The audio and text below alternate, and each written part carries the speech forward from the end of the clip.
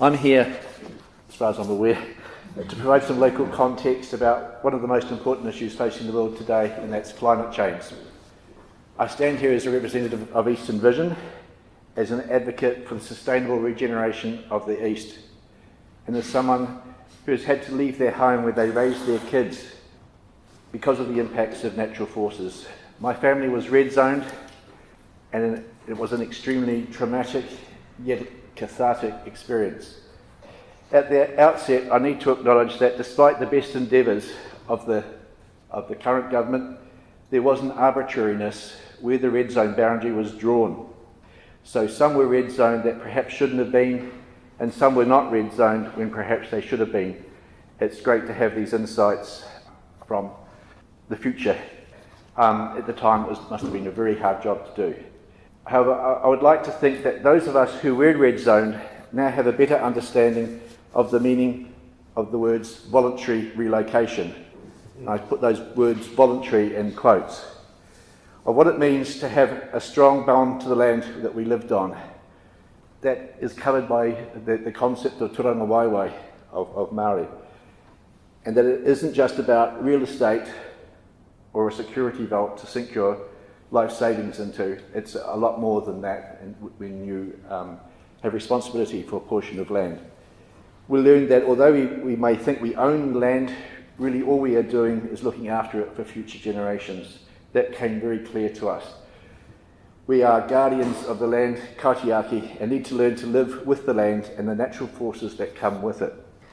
And we have begun to realise also that we weren't the first kaitiaki here, not the first to have a strong bond to the land here, nor the first to be relocated voluntarily. So we begin to appreciate the significance of tangata whenua and the relationship they have with these lands and waterways, and the importance of their wisdom regarding this. We have an increased awareness now of our vulnerability, but also an increased awareness of what nature provides for us in terms of solutions. Firstly, we need to understand and accept the world we live in and our responsibilities as kaitiaki. Humans have created climate change and sea level rise, and we all have a responsibility to do something about it. That is not a responsibility we can ignore, nor is it a responsibility we can sell to someone else and forget about. Secondly, we need to have a worldview that accepts and understands that how we live in this world affects it, and that the natural forces that we live with affect us and require a level of adaptability in our lifestyles. If we become too complacent, too fixed and entrenched in our ways and ignore these natural forces, they become natural hazards. Urbanisation provides us with great benefits, but it also increases the risks and our vulnerability to them. There are a number of approaches to deal with the risks from natural forces.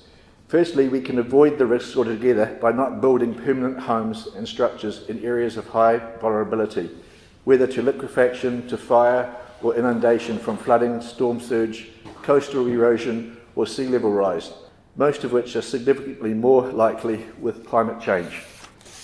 We now have a wonderful opportunity to do just that, to avoid risk, particularly in the red zone running along the banks of the Takaro Avon River. Let the river have its floodplain back so that it buffers us from many of these risks.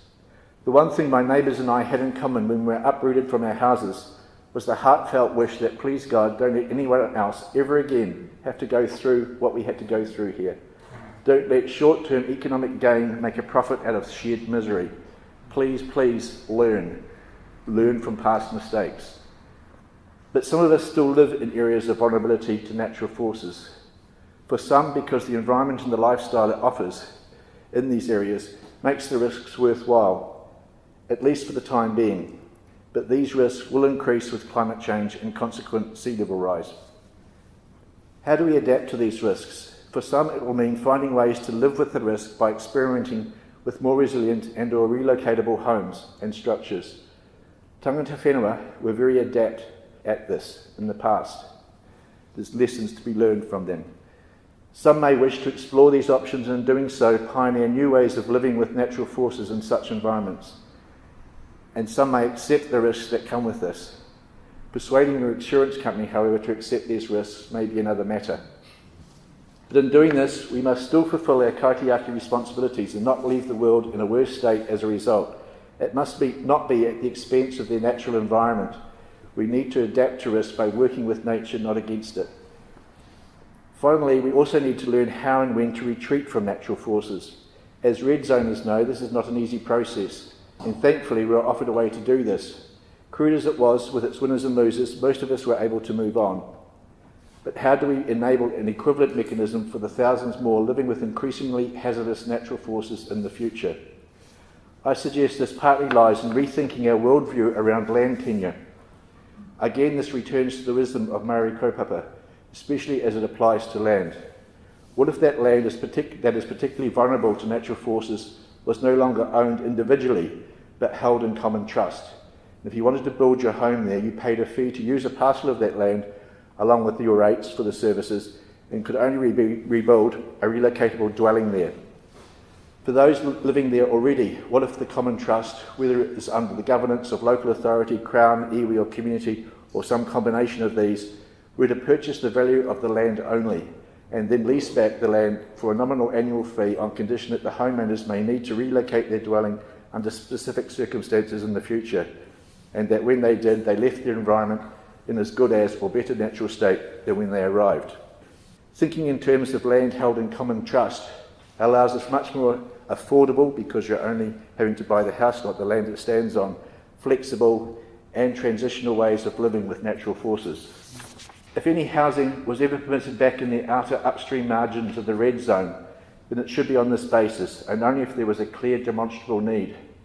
If there is such a need, I would suggest it's only for transitional affordable housing. We need to be thinking about such innovative ways of living with risk. We need to be listening to tangata whenua. But most of all, we need to learn to live with nature and not try to fight it, because at the end of the day, nature will always win. Thank you.